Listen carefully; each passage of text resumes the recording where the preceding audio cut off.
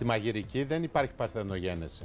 Αυτή η συνταγή που θα κάνουμε τώρα, αν και την έχω ονομάσει φατούς, το οποίο είναι μια κλασική λιβανέζικη σαλάτα, εγώ έχω βάλει μέσα στοιχεία ιταλικά. Δηλαδή ιταλικά στοιχεία, αυτή την πιπεριά του τουρσί που του χρησιμοποιούν, την πεπεροντσίνη που λένε οι Ιταλοί, και φυσικά αυτή την καταπληκτική μορταδέλα που έχω εδώ, μία από τις καλύτερες της αγοράς.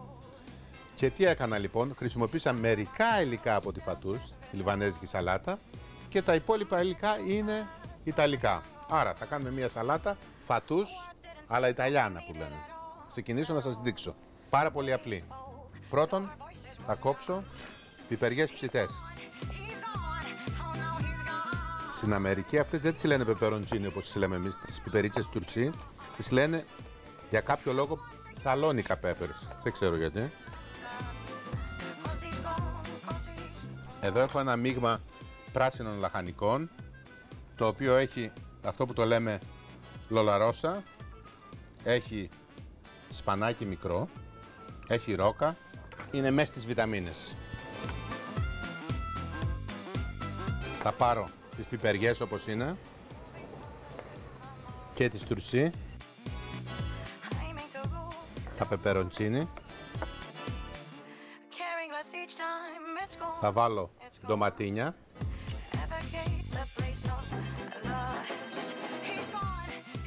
τα ρεβίθια, τα οποία τα έχω βράσει.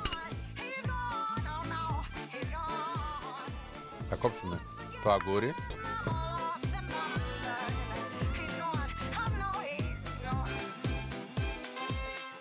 Θα βάλουμε αυτή την πολύ ωραία μορταδέλα.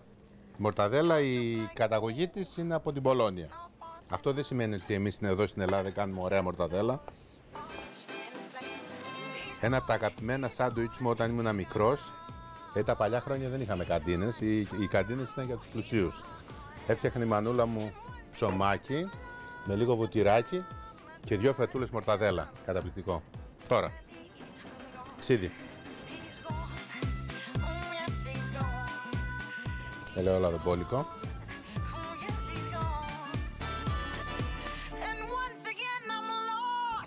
Λίγο ψιλοκομμένο δυόσμο. Λίγο άνηθο.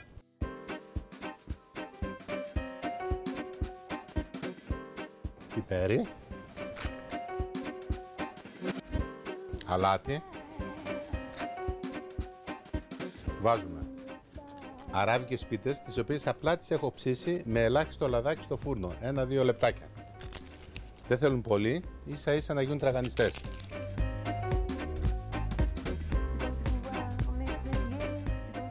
Ανακατεύω τη σαλάτα καλά. Αυτή τη σαλάτα τη συστήνω σε ανθρώπους που έχουν πρόβλημα με τη λακτόζη, γιατί δεν έχει καθόλου γαλακτοκομικά προϊόντα. Φατούς με μορταδέλα.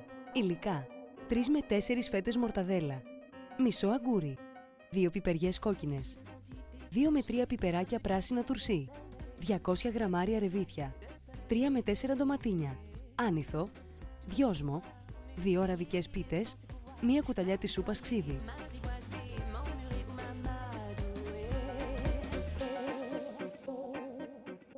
Κοιτάξτε τι ωραία χρώματα που έχει. Πάρα πολύ νόστιμη, και με το υλικό που είναι η μορταδέλα την κάνουμε πιο προσφυλή στα παιδιά μας. Νομίζω είμαστε ok. Λίγο λαδάκι, όπως ξέρετε που μου αρέσει εμένα να βάζω λαδάκι.